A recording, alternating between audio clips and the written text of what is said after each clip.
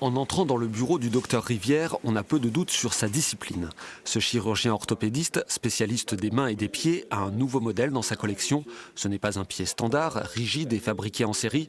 Celui-là a été conçu d'après le scanner d'un patient précis et il est très réaliste. C'est la même consistance que l'os. En fait, il y a une couche corticale, dure, et ensuite le milieu, le spongieux, qui est un peu plus dur que de la biscotte, mais pas beaucoup plus dur. L'intérêt de la modélisation, c'est d'avoir le pied du patient, pouvoir travailler en amont avant la chirurgie du patient, essayer la correction, choisir les modèles de plaques ou de vis que l'on va utiliser lors de l'intervention. Et comme ça, lors de l'intervention, vous allez beaucoup plus vite puisque vous savez exactement, à 90%, exactement le matériel que vous allez devoir poser. Cet os a été fabriqué à Limoges par la société Adidream.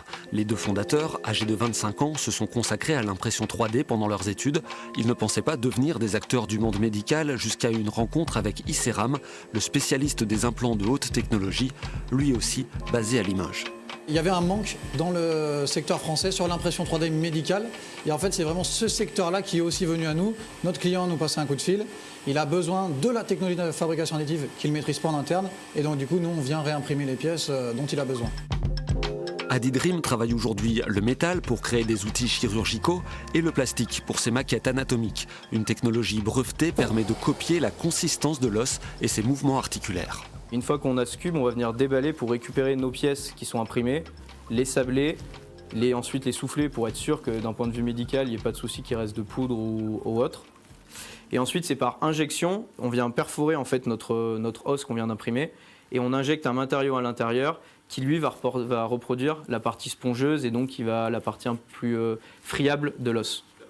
Adidream s'adresse actuellement aux chirurgiens qui doivent s'entraîner avant une intervention difficile et aux formateurs qui peuvent simuler des pathologies. Comme il y aura le genou, du coup, il faudra regarder le genou comment ça se passe. Mais la jeune entreprise ne veut pas s'arrêter là.